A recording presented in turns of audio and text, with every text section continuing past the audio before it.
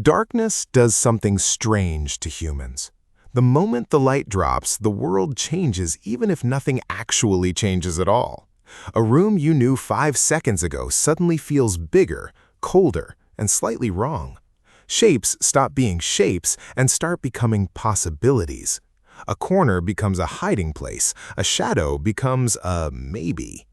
And that weird feeling is not just imagination being dramatic for attention, it is the brain doing exactly what it was built to do, which is annoyingly useful when you think about it.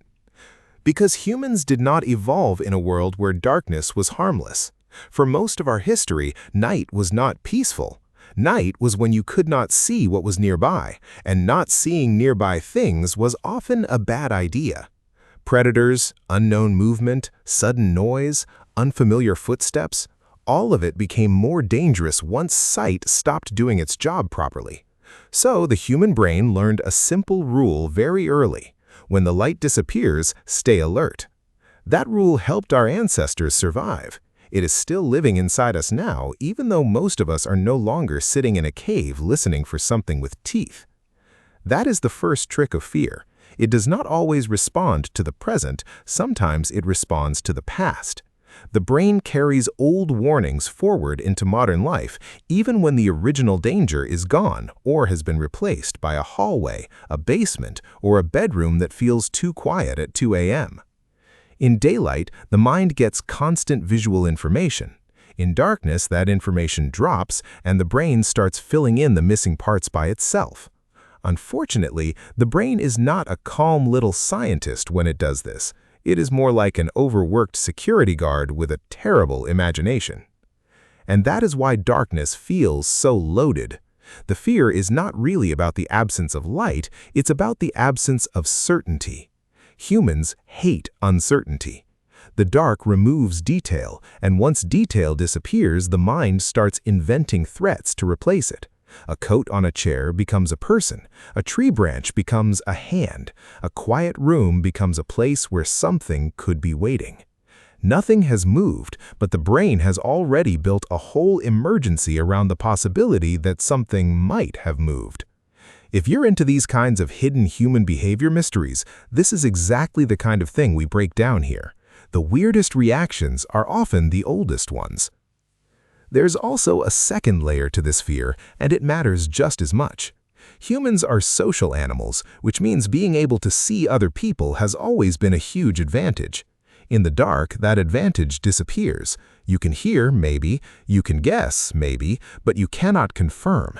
If another person or something worse is nearby, you're working with incomplete information. That makes the body tense up. The brain starts scanning harder. Every sound gets amplified. Every small movement feels more important than it should. The nervous system begins acting like the stakes are higher than they probably are. Sometimes that's false alarm, sometimes it's not. That might sound irrational, but evolution does not care whether a fear feels elegant. It only cares whether the fear kept your ancestors alive often enough to matter. A child who was careful in the dark had a better chance of avoiding danger. An adult who stayed alert at night was less likely to get surprised by something unwanted. So over time, humans became the kind of creatures that do not relax easily when the lights go out. That nervousness is not a design flaw, it is an inheritance. And yet, the fear of darkness is not only biological, it is also emotional and cultural. Humans do not just fear what darkness hides, we fear what darkness represents.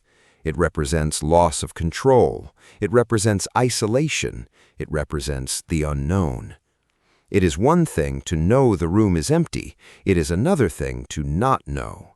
That difference is enormous to the brain. The unknown is where fear grows best because the mind can attach almost anything to it. Darkness gives fear a screen to project onto, and the brain is always happy to provide the movie. That is why the dark can feel different depending on the situation. In one setting, it is peaceful.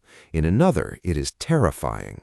A trusted room, a familiar bed, and a safe home can soften the fear, but a strange place, a lonely path, A silent forest or a room with too many shadows can wake up the old machinery instantly. The body reacts first. The logic comes later, if it comes at all. That is the part people often miss. Fear of the dark is not a decision. It is an automatic response with very old roots. And maybe that's the real answer. Humans fear the dark because darkness once meant danger, and the brain never fully let that lesson go. The lights go out, the world gets vague, and the mind starts preparing for threats it cannot confirm. That response helped our ancestors survive long enough to become us. Now it just makes a hallway feel suspicious at midnight. So when humans fear the dark, they're not being silly, they're being ancient. The body is reacting to a world where not seeing used to be a problem worth taking seriously.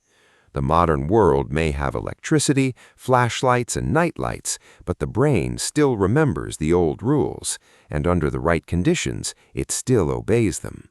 That is why darkness still gets us, not because it is magical, because it is old.